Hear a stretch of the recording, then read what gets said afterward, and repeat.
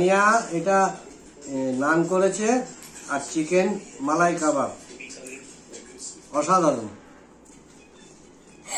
Restaurant স্টাইলের এই খাবারগুলো যদি বাড়িতে বানিয়ে খাওয়া যায় তাহলে কতই না ভালো হয়। আজকে আমি বানিয়েছিলাম নান আর চিকেন মালাই কাবাব।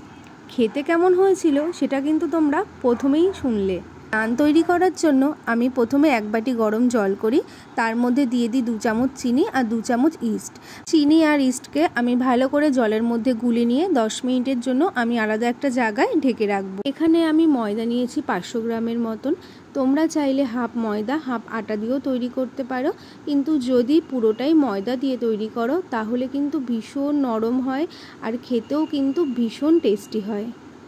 আমরা অনেকেই মাঝে মধ্যে রেস্টুরেন্টে খেতে যাই আর ভাবি এই সব খাবারগুলো কত না কত জিনিস দিয়েই তৈরি করে আর কত না কতই দাম নেয়, কিন্তু আজকে আমি এই দুটো জিনিস পুরোটাই ঘরে থাকা জিনিস দিয়ে তৈরি করেছি। আর সত্যি কথা বলতে একদমই বেশি টাইম লাগে না। আমরা হয়তো ভাবি এগুলো বানাতে কত না কত সময়ও লাগবে, কিন্তু একদমই নয়। এখন আমি তৈরি করছিলাম আমিও ভাবছিলাম যে হয়তো আমার অনেক সময় লাগবে, কিন্তু দেখলাম যে অনেক তাড়াতাড়ি আমার জিনিস দুটো রান্না হয়ে গেল। রুটি বা লুচি তৈরি করার জন্য আমরা বাড়িতে যেমনভাবে আটা বা ময়দাকে মাখি সেরকমভাবেই আমি এখানে ময়দা মেখেছিলাম। আলাদা করে কোনো ভাঁজ দিয়ে ময়দা মাখিনি।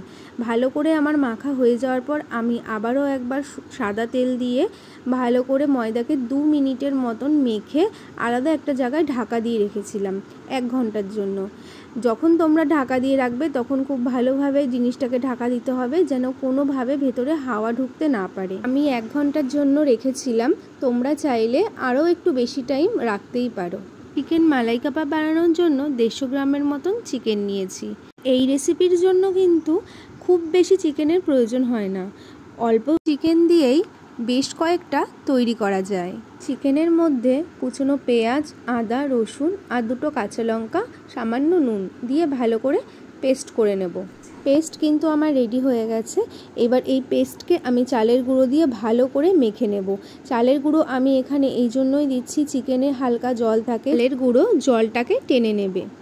কিছুক্ষণ মাখার পর যখন চালের গুঁড়ো ভালো করে চিকেনের সাথে মিশে যাবে তখন আমি কাবাবটা তৈরি করার জন্য এখানে চিকেনগুলোকে এক একটা করে শেপ দেব। এখানে আমি লম্বা লম্বা শেপ দিয়েছিলাম, তোমরা চাইলে তোমাদের মতন করে শেপ দিতে পারো। আমি কোনো স্টিক ব্যবহার করে শেপ দিইনি, আমি হাতের সাহায্যেই শেপ দিয়েছিলাম। তোমরা চাইলে কোনো স্টিক দিয়েও শেপটা দিতে পারো। আলতো হাতে তৈরি করতে হবে, বেশি তাড়াহুড়ো করলে ভেঙে যেতে পারে। এবার এগুলোকে আমি ভেজে নেব। ভাজার জন্য আমি প্রথমে দিয়েছি কড়াইতে সাদা তেল আর 1 চামচ বাটার। আমি পুরো রান্নাটাই কিন্তু সাদা তেলে করেছি আর বাটার দিয়েছি। একে একে কাবাবগুলো ভেজে নিয়েছি মিডিয়াম টু লো আছে। সামান্য একটু কালার হলেই আমরা তুলে নেব, একদমই কিন্তু বেশি ভাজা যাবে না, তাহলে খুব শক্ত হয়ে যাবে। কাবাব খেতে আমার খুবই ভালো লাগে। কোনো রেস্টুরেন্টে গেলে প্রথমেই কাবাব অর্ডার করি আর ভাবি এই কাবাবটা তৈরি করতে কত না সময় লাগে আর কত জিনিস লাগে, কিন্তু বাড়িতে এই কাবাবটা যখন তৈরি করি তখন দেখলাম কিছুই না, কিছু সময় আর ঘরে কিছু জিনিস দিয়েই কাবাব তৈরি করে নেওয়া যায়। আর রেস্টুরেন্টে কত না দামই নেয়। কাবাবগুলো ভেজে তুলে নেওয়ার পর আমি সেই তেলেই 2টো কুচনো পেঁয়াজ, কিছুটা কাজু বাদাম আর 2টো কাঁচা লঙ্কা ভেজে নিয়েছি। পেঁয়াজ যেন কোনো কারণে কালার না হয়, জাস্ট হালকা নাড়াচাড়া করেই নামিয়ে নিতে হবে। যে কাবাব আমি তৈরি করেছিলাম কাবাবগুলোকে আমি ছোট ছোট পিস করে কেটে নিয়েছি। দারচিনি, এলাচ, গোলমরিচ ভালো করে তেলের মধ্যে নাড়াচাড়া করে তারপর আমি যে পেঁয়াজটা ভেজেছিলাম সেই পেঁয়াজের পেস্ট দিয়ে ভালো করে কষাবো যতক্ষণ না তেল বেরোয়। তেল বেরিয়ে যাওয়ার পর জিরে গুঁড়ো, ধনে গুঁড়ো, সামান্য পরিমাণে নুন দিয়ে আবার কিছুক্ষণ নাড়াচাড়া করে তারপর দেব বেশ কিছুটা টক দই। টক দই দিয়ে ভালো করে মশলাকে কষিয়ে নিতে হবে।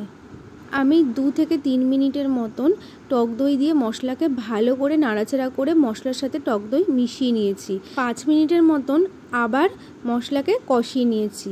দেখো মশলা থেকে কিন্তু তেল বেরিয়েছে। এবার আমি যে ভেজে রাখা আমার কাবাবগুলো ছিল সেগুলো আমি দিয়ে দিয়েছি। দিয়ে ভালো করে কাবাবগুলোর সাথে মশলাকে আবার কিছুক্ষণ নাড়াচাড়া করে জল দিয়ে দেব।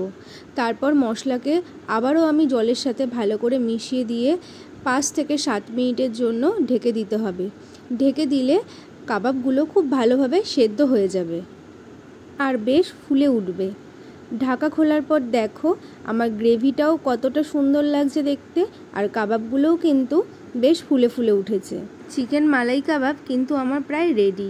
সব শেষে আমি দিয়ে দেব বেশ কিছুটা কসুরি মেথি। কসুরি মেথিকে আমি আগে থেকে ভেজে গুঁড়ো করে রেখেছিলাম। কসুরি মেথি চিকেনে কিন্তু একটা আলাদাই ফ্লেভার আনে, গন্ধটাও কিন্তু ভীষণ সুন্দর লাগে। সামনেই আসছে রবিবার, তোমরা কিন্তু বাড়িতে বানিয়ে ফেলতেই পারো এই রেসিপিটা। কে কে বানাচ্ছ অবশ্যই কিন্তু আমাকে কমেন্টে জানিও। দেখো মেখে রাখা ময়দা কতটা ফুলে উঠেছে, যেমন সুন্দর খেতে হয়েছিল তেমনই নরম তুলতুলে হয়েছিল। এই রান্নাটা আমি ইউটিউব দেখেই শিখেছি, আর আমি কিন্তু একদমই প্রফেশনাল নই। আমার রান্না দেখতে ভালো লাগে, করতে ভালো লাগে, খেতে তো অবশ্যই ভালো লাগে। আর ভিডিও বানিয়েছিলাম তোমাদের সাথে শেয়ার করব বলেই 10টা লেচি করে নিয়েছিলাম, আর হাতে যেরকমভাবে আমরা নর্মালি আটা রুটি করার জন্য গোল শেপ দিই সেরকমভাবে শেপ দিয়ে আমি আস্তে আস্তে হাতের সাহায্যে বড় করে নিচ্ছিলাম, কারণ এই রুটিগুলো একটু মোটাই থাকে, খুব বেশি পাতলা হয় না। ওপর থেকে আমি হালকাভাবে বেলে নিয়েছিলাম। আর ওই যে বললাম আমি কিন্তু একদমই প্রফেশনাল নই, ওই জন্য রুটির শেপগুলো কিন্তু ঠিকঠাক গোল হয়নি, একটু এদিক ওদিক হয়েছিল। প্রতিকটা নান আমি ননস্টিকের কড়াইতে ভাজি, আর যখনই নান ভাজবে তার আগে অবশ্যই বাটার ব্রাশ করে নেবে ননস্টিকের কড়াইতে। এক পিঠ ভালো করে সেকে অপর পিঠ সামান্য সেকে নামিয়ে সঙ্গে সঙ্গে আমি হটপটে রাখি। নান যত গরমে রাখা যায় ততই ভালো হয়, ততই সফট হয়। ওই জন্য চেষ্টা করবে সঙ্গে সঙ্গে নামিয়ে কোনো ঢাকা জায়গাতে রেখে দেওয়ার। আর প্রতিকটা নানে যেন নামানোর পরেই বাটার ব্রাশ করা হয়। তো এখানে আমার তৈরি আজকের মতো ডিনার। তোমরা আমাকে অবশ্যই জানিও কেমন লাগলো। আজকের মতো টাটা, বাই বাই।